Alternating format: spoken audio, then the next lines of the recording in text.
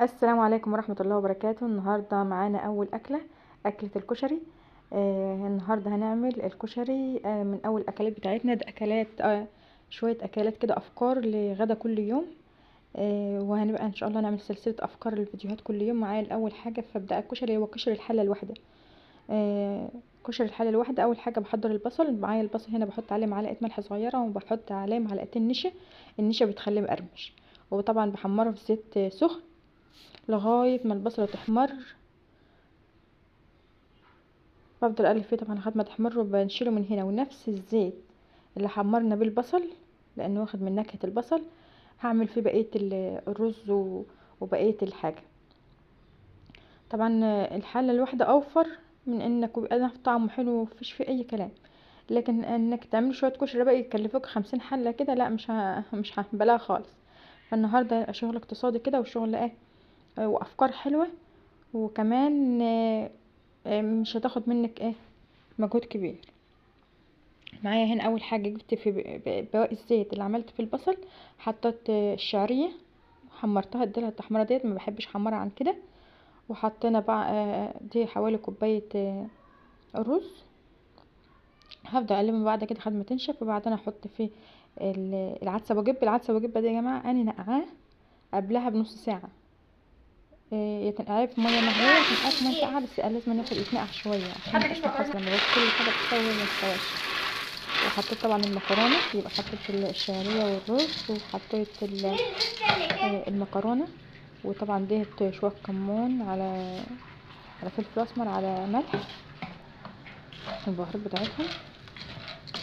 هحط كمان معايا مكرونه سباكيتي، هحطها على الوش كده. وهحط بقى سواء عليه عندك ميه مغليه، عندك ميه فتره حلوه كده، تحطها عليهم. وهنعلي النار لغايه ما الميه تنشف. هنوطي النار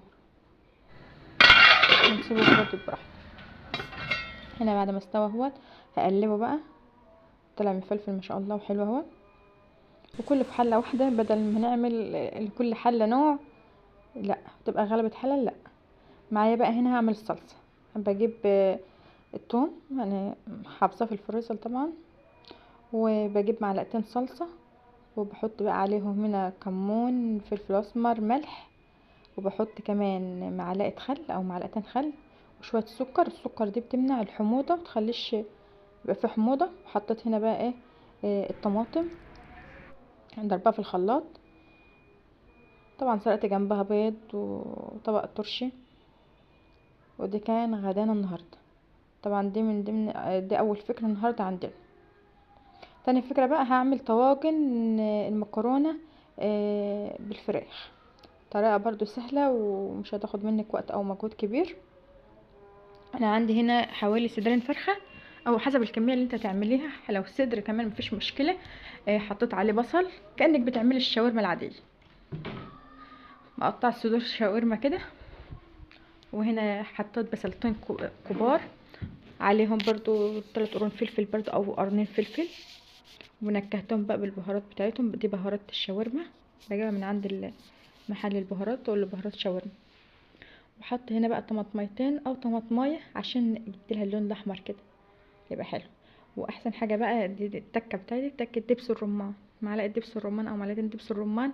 بحط على الشاورما، بحط على اي نوع لحمه. لو حطه مثلا في الفرن او في تتبيله، دبس الرمان بيبقى حلو قوي. هعمل هنا بقى بالصلصه. معايا برضو توم، اول ما ياخد كده سنه يصفر كده، اول ما يصفر بقى رايحه منزله على الطماطم. واحط طبعا البهارات بتاعه الطماطم بتاعتنا عادي خالص. دي كمون، بفلفل اسمر، بكزبره، بملح. اول حاجه بقى الطواجن، لازم احط الزيت في قاع الطاجن عشان ما يلزقش. وبنزل عليه المكرونه يا جماعه، انتوا ممكن تحطها على طول من غير سلق في قلب البتاع. طب انت لو مستعجله تسلقها نص سلقه. انا هنا سلقه نص سلقه عشان تستوي بسرعه في الفرن. لكن لو انت مش مستعجله عليها، بتحط المكرونه مش مكيس على طول، بتحطها عليها. تحط الصلصه، تلف عليها ورق السلوفان، وتحطيها على صينيه في قلب الفرن. ما تحطهاش مباشر، ما تحطش الطواجن مباشر في قلب الفرن. لازم تحطها على صينيه، والصينيه في قلب الفرن. طبعا بقى بجيب هنا السكينه داير ما يدور كده، وبقوم منزلها. بتقوم نازله من غير اي حاجه خالص اهو، ما بتلزقش. والطاجن حلو. لكن لو انت حطيت على طول الطاجن على في الفرن على طول من غير صينيه تحته، هتلاقيها لزقت ومش هتعمل معاك حلو. الطاجن ما شاء الله نازل. فكره سريعه وسهله، واكله حلوه، اكله ملوكي. ادي كده فكره النهارده. دي فكره تاني يوم. تالت يوم فكره، عندي هنا رز بسمتي وعندي شاورما. معايا هنا الشوربه. لما تيجي الشوربه طبعا بتعملي بصله عشان تعملي رز البسمتي. لا كان عندي شوربه، كان عندي شوربه كمان لحمه.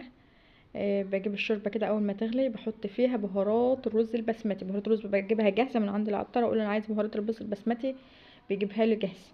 بحط فيها واحطه في الرز. كنت طبعا نقعاه قبلها بنص ساعه، وبحطه وخلاص على كده. احط له ملح وخلاص. هنا برضو الشاورما، مقطع الشاورما زي ما انتوا عارفين، وبحط ورق لوري وعود قرفة، وبحط البهارات الشاورما. بهارات الشاورما بجيبها جاهزة، بهارات شاورما. معلقة دبس رمان، دي التكة المعتادة عندي، بحط على الشاورما، بتبقى حلوة اوي، تديها طعم جميل.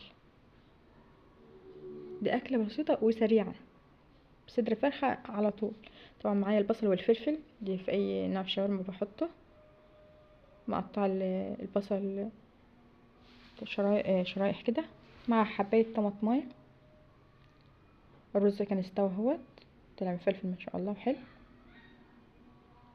هضيف عليها الشاورما، والشاورما بدأت تستوي كمان. بحط سنة مية على على الفراخ عشان تستوي. يعني انا هسيبها بس هتقوم لازقة في الطاسة، فبحط عليها سنة مية. اول ما تغلى كده زي ما انتم شايفين كده، خلاص بقوم مطلعاها، تبقى استوت بقى. وكانت اكلة اهي، رز بسمتي مع شاورما، واكلة ما شاء الله، وفكرة رائعة وسهلة وسريعة. معانا رابع أكلة النهاردة، أكلة عادية خالص، فاصوليا رز بشعرية أو الفراخ. معايا هنا شوية الشعرية، مبحبش احمرها قوي، بحب اول ما تاخد لون حلو زي كده، لون سفاري حلو كده، بقوم حاطه عليه الرز، وبحط عليه المية المغلية عادي وشوية الملح، وخلاص خلصنا. أكل سريع سريع كده. تاني حاجة بقى الفاصوليا. الفاصوليا على فكرة نسبة البروتين فيها 27%، يعني بتعادل الفراخ. الفاصوليا بجد البروتين بتاعها عالي ما شاء الله. واكلها حلو ومغذية كمان. طبعا بحط الصلصة عادي، لازم اصفي الطماطم، ده حاجة اساسية عندي، واحط البهارات عادي، واكون الفاصوليا نقعاها. وعلشان الفاصوليا منك وهي بتتسلق ما تطهرش منك، حط معاها معلقة نشا.